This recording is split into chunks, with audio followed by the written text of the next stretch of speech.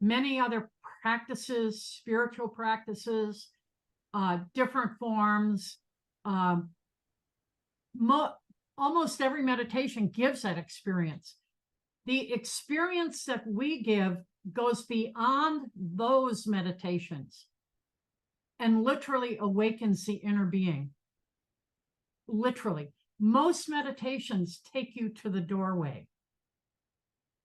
And my teacher comrades and I, our friends, and I have experience. We have over 50 years, 60 years, each of us, 50 to 60 years in meditation.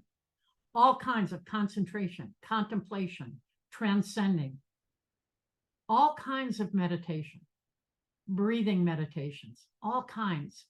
And it is our experience that this is the fastest, most efficient way. I mean, you can do a visualization and drop in to the subtle level of clarity.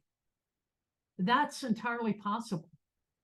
But what we're doing is something that's very effortless and efficient. In visualizations, you have to be using the mind, and you tend to be staying in the mind.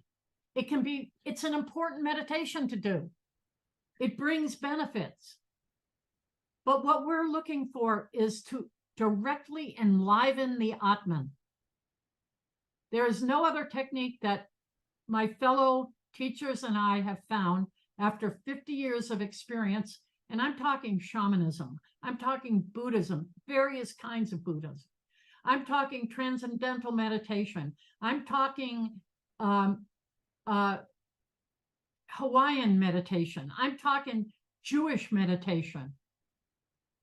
We have experienced all of these, and there is no other method that has, with us, and the people that I've taught this to, there are people that have been meditating with another transcending meditation that I've taught this technique to, that have never experienced what they experience with this program.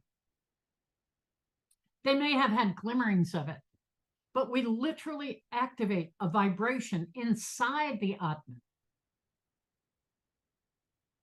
And it comes from selecting the mantra that is vibrationally matching. It's not based upon age or stage of life. It's based upon your individual vibration. It's called vibrational matching. So that's my answer. How do you select that? Is it through the astrology chart, or how is it done? Can you explain that further? How it's selected? Is it through the astrology chart, the horoscope, or what? Yes, it's through vibrational matching of certain aspects of your horoscope, your Vedic astrology.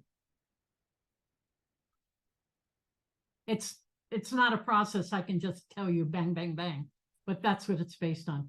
Date, time, and place of birth is very important, because the date, time, and place of birth, you arise onto this planet. You are born here on this earth based upon your divine blueprint. And the divine blueprint must match the energetic pattern that consciousness is emitting in the universe at any specific date, time, and place. You have to match that pattern to come through to manifest as an individuated form of consciousness. And as it turns out, there's a specific aspect. Actually, there are two specific aspects that give us that information, what the vibrational qualities of each individual are. And we examine that. And it's not just a 5-minute, oh, you're 25 years old, you get this mantra. Oh, it's not that. It takes at least about an hour to 3 hours to select it. Not only that, meditations, it's very interesting. The Jyotish chart which is Vedic astrology, is a very interesting tool. And the reason it's interesting is it examines or it displays vibrational qualities that you have and vibrational qualities that affect you in the universe. And there's a saying, as above, so below. And the ancient seers or masters in consciousness discovered that the patterns of energy for humans and for the universe are reflected in the motion of the planets. It's not the planet that gives the effect, it's the consciousness that moves it. We have a saying, I am not the doer. Who is the doer? Who is the responsible for the action? The doer is your Atman and the consciousness of your Atman, the consciousness that drives the world, the spirit of the universe that drives the universe, gives off impulses of qualities at any given moment. Its consciousness pulsates, and brings waves and particles into being. And those waves and particles, the qualities of those waves, whether it's good, bad, ugly, or sublime, all of that comes from consciousness. And those qualities of consciousness happen to be reflected in the motion of the planet.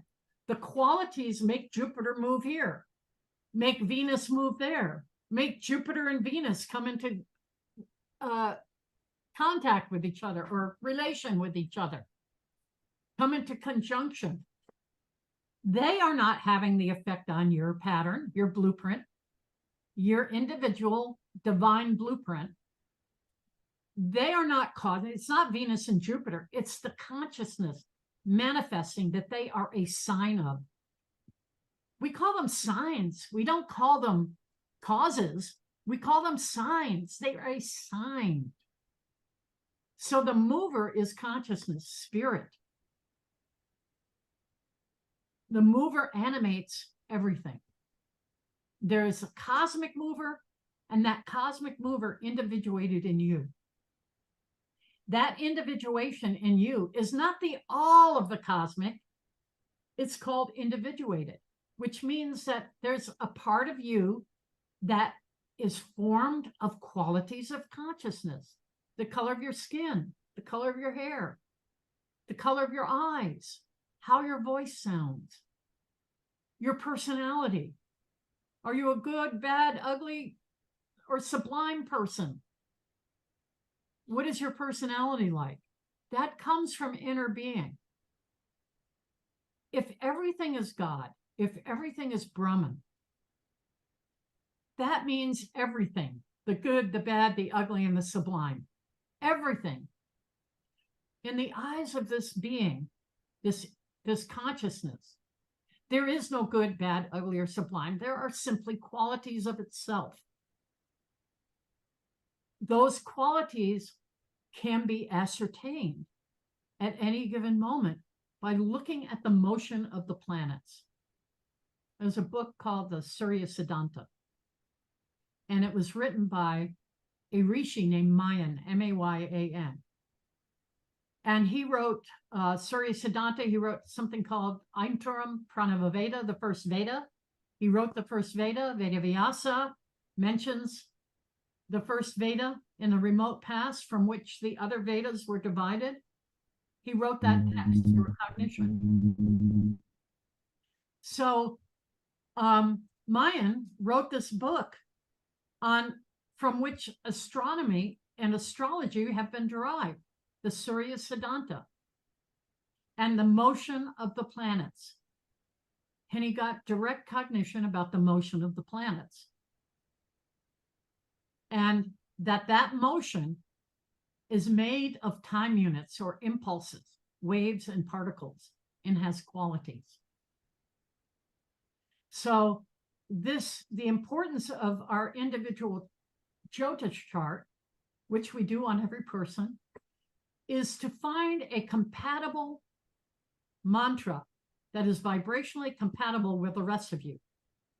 Now, there There are other meditations that just give you a mantra based on your age or whatever. That mantra may not be compatible with you.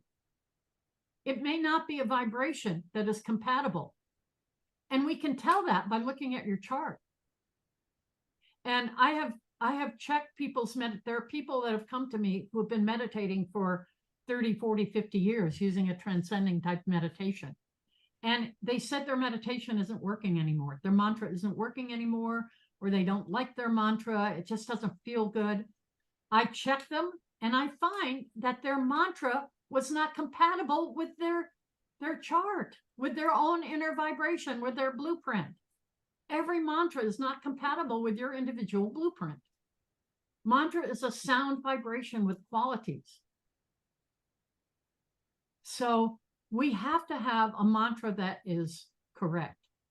People who have done different kinds of meditations, and particularly transcending, because transcending meditations are very powerful.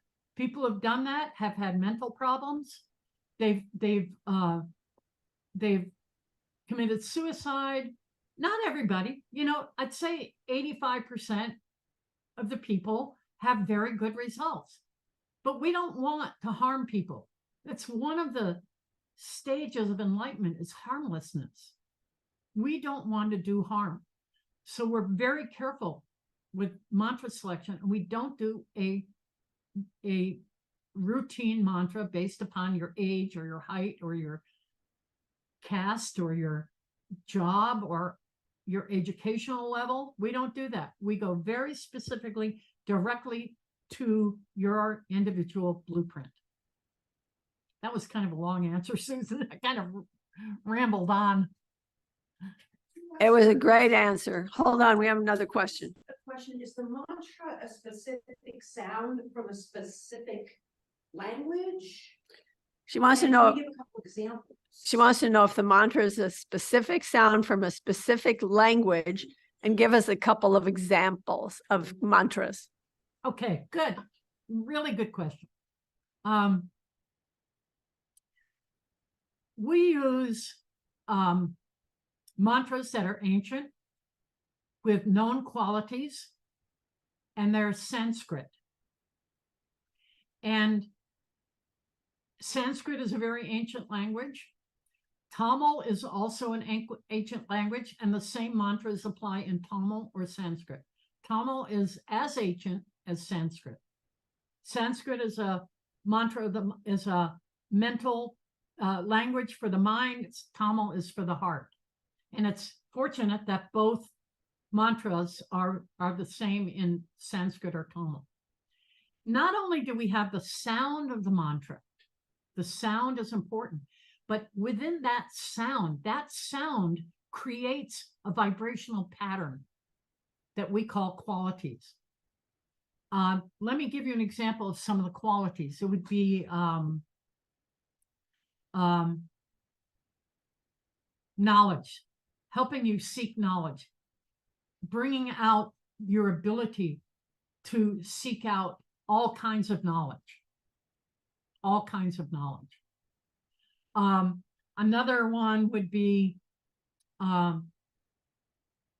mantra that helps you bring abundance to your life. That would bring all kinds of abundance, financial, spiritual, material, loving, love, affection, abundance. There are mantras that bring a general peace. In our advanced program, which we call the Ishta Devata Advanced Meditation,